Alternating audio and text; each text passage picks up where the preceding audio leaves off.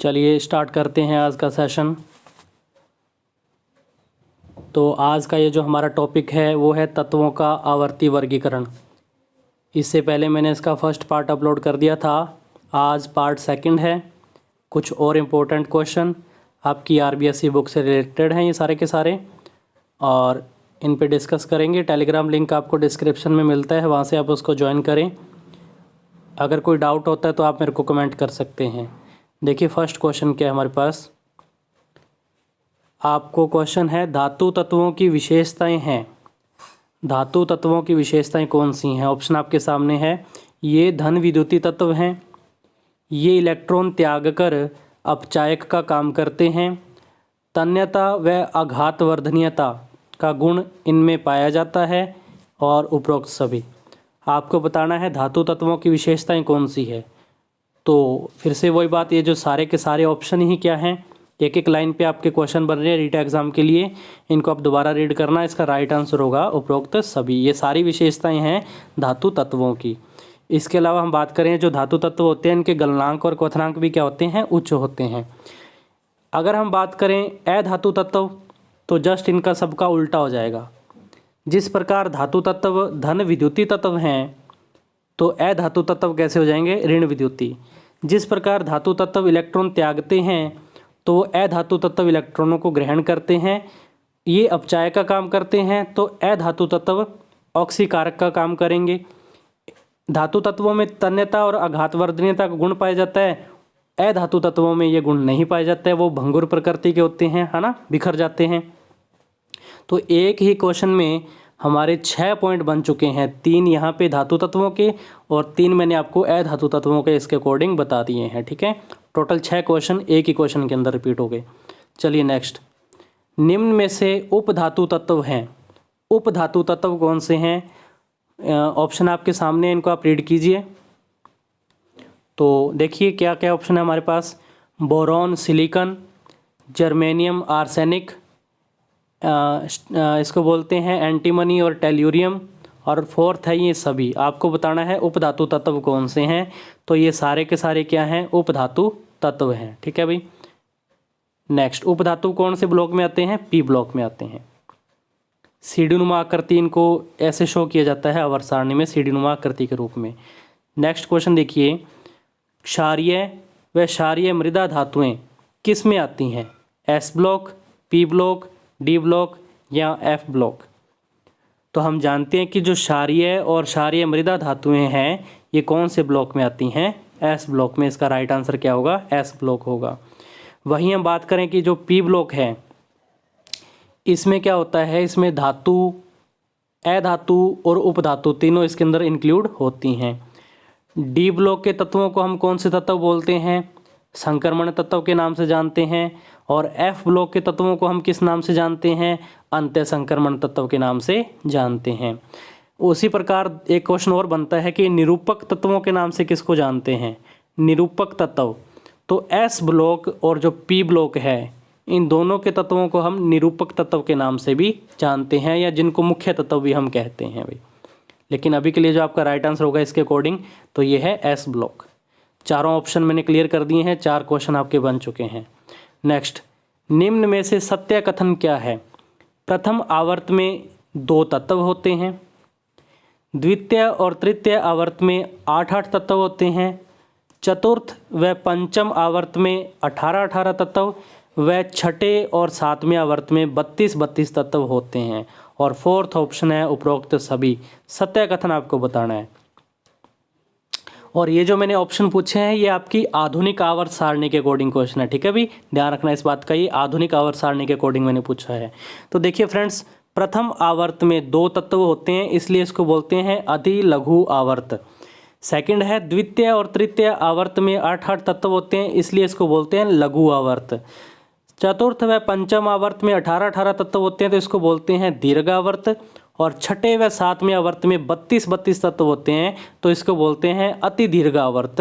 तो ये सारे के सारे कथन सत्य हैं, इसलिए इसका राइट आंसर क्या होगा, उपरोक्त सभी होगा। फिर से 4 क्वेश्चन आपके रेडी हो चुके हैं। नेक्स्ट, एफ ब्लॉक में निम्नलिखित क्वेश्चन आपका है, एस ब्लॉक में सम्मिलित तत्वों को किन नाम से जानते हैं? एस ब्लॉक के जो तत्व हैं उनको अपने किस नाम से जानते हैं? ऑप्शन है लैंथेनाइड, एक्टिनाइड, ए व ब दोनों और इनमें से कोई नहीं। तो ये बात बिल्कुल सही है कि एफ ब्लॉक के तत्वों को लैंथेनाइड के नाम से भी जानते हैं और एक्टिनाइड। ये दो अलग अलग हमारे पास आवर्त होते हैं। लैंथेनाइड के अलग आवर्त है और एक्टिनाइड का अलग आवर्त बनाया जाता है और 14 तत्व इसमें टोटल आते हैं। तो इसका राइट आंसर होगा ए और ब दोनों होगा। ठीक है भाई। नेक्स्ट, बाएं से दाएं जाने पर आवर्त सारणी की हम बात कर रहे हैं, क्या आपको मिलता है? परमाणु त्रिज्या या आकार घटता है, विद्युत ऋणता बढ़ती है, आयनन ऊर्जा का मान बढ़ता है और उपरोक्त सभी। अगर आपको अच्छी लगती है तो इसको लाइक कीजिए, शेयर कीजिए, ठीक है, और चैनल को सब्सक्राइब जरूर कीजिए। टेलीग्राम पर आपको इसका लिंक मिल जाता है, जब वीडियो अपलोड कर दी जाती है तो आप टेलीग्राम लिंक को भी ज्वाइन जरूर करें। बाएं से दाएं जाने पर आपको बताना था, तो हमेशा याद रखना कि परमाणु त्रिज्या या आकार क्या होता है? घटता है, बिल्कुल। विद्युत ऋणता इसमें बढ़ती है और आयनन ऊर्जा का मान भी क्या होता है? बढ़ता है। इसलिए राइट आंसर इसमें क्या होगा? उपरोक्त सभी होगा। अगर यहीं पे मैं क्वेश्चन और बना दूं कि ऊपर से नीचे आने पर क्या होगा, तो ऊपर से नीचे आने पर आकार क्या होगा? बढ़ेगा, विद्युत ऋणता का मान घटेगा और आयनन ऊर्जा का मान भी घटेगा। देखो फिर से हमारे पास 6 क्वेश्चन तैयार हो चुके हैं एक ही क्वेश्चन के अंदर। तो अभी के लिए ये तीनों ऑप्शन सही है, तो राइट आंसर होगा उपरोक्त सभी। नेक्स्ट क्वेश्चन है हमारे पास, पी खंड के सदस्य हैं। आपको बताना है कि पी खंड या पी ब्लॉक जिसको अपने कह सकते हैं, उसके सदस्य कौन कौन से हैं। ऑप्शन है हैलोजन, चाल्कोजन, निकोजन या ये सभी।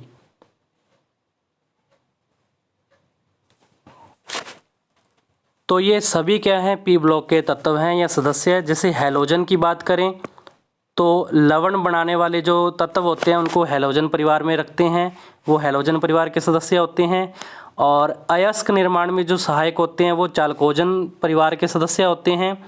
और दम घोटू गैस या हम कहें उर्वरक बनाने में जिनका उपयोग होता है उन तत्वों को निकोजन परिवार में शामिल किया जाता है। तो ये तीनों ही पी ब्लॉक के तत्व हैं, सदस्य इनको बोलते हैं। तो ये सारे ऑप्शन सही हैं, इसका राइट आंसर होगा ये सभी। इसके अलावा लास्ट में जो शून्य वर्ग होता है जिसको नोबल ग्रुप के नाम से भी जानते हैं, अक्रिय गैसें उसमें पाई जाती हैं, यानी कि वो किसी से क्रिया नहीं करती हैं, उनका अष्टक कंप्लीट होता है, वो पूर्ण पूरित होते हैं। ठीक है, इस बात का भी आप ध्यान रखेंगे।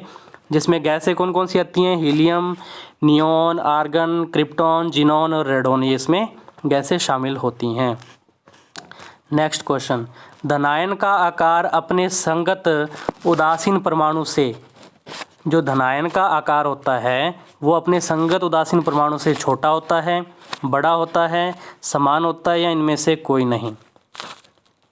तो हम जानते हैं कि जो धनायन जब बनते हैं तो हम कहते हैं कि उसमें से इलेक्ट्रॉन जो है मुक्त हो जाते हैं, इलेक्ट्रॉन का त्याग होता है, और जब इलेक्ट्रॉन का त्याग होगा तो परमाणु के आकार में क्या होगी? कमी होगी, इसलिए आकार उसका क्या हो जाएगा? छोटा हो जाएगा।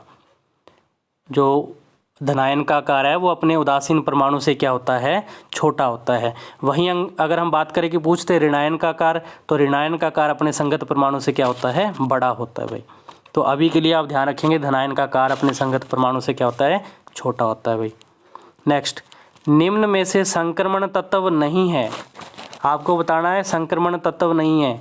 ऑप्शन आपके सामने है जिंक, कैडमियम, इसको बोलते हैं हाइड्रेजिरम, और फोर्थ है ये सभी। हाइड्रेजिरम कह लो या इसको अपने मरकरी भी बोलते हैं। ठीक है, ये जो आपको क्वेश्चन है कि संक्रमण तत्व नहीं, इनमें से कौन सा संक्रमण तत्व नहीं है, तो हम ये जानते हैं कि जो संक्रमण तत्व है वो डी ब्लॉक में आते हैं।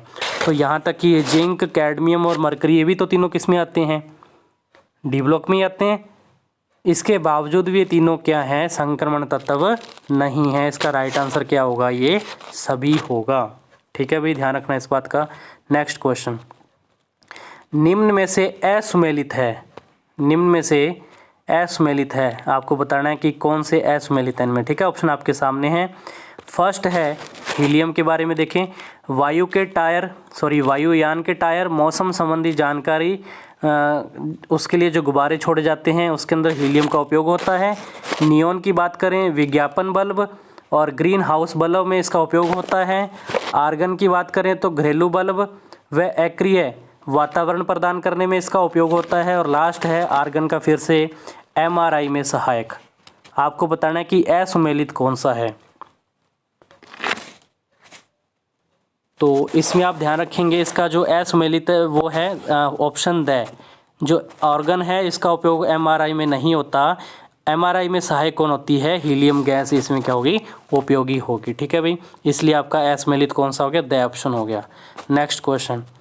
अब ये क्वेश्चन नहीं है, मैंने इसको डायरेक्ट आपको नोट करवा दिया है। इसको आप ज़रूर एक बार रीडिंग करें, यहाँ से भी क्वेश्चन आ सकता है। सीधे सीधे मैंने इनको नोट करवा दिया। सबसे हल्की धातु कौन सी होती है? लिथियम। सबसे हल्की अधातु कौन सी होती है? हाइड्रोजन। सबसे भारी तत्व कौन सा होता है? ऑस्मियम। सबसे कम विद्युत ऋणता किसकी होती है? सीजियम की। सर्वाधिक विद्युत ऋणता किसकी होती है? फ्लोरीन की। सबसे कम ईजीई इलेक्ट्रॉन गेन एंथैल्पी, या जिसको हम बोलते हैं इलेक्ट्रॉन लब्धि एंथैल्पी के नाम से भी जानते हैं, तो सबसे अधिक किसकी होती है? क्लोरीन की। सबसे कम ईजीई यानी कि इलेक्ट्रॉन लब्धि एंथैल्पी किसकी होती है? सीजियम की। सर्वाधिक आयनन ऊर्जा किसकी होती है? हीलियम। सबसे कम आयनन ऊर्जा किसकी होती है? सीजियम। ठीक है, ये आप ध्यान रखना, कुछ मैंने इनको सीधा आपको नोट करवा दिया। नेक्स्ट क्वेश्चन हमारे पास, आधुनिक आवर्त सारणी में क्रमशः आवर्त व वर्गों की संख्या कितनी है?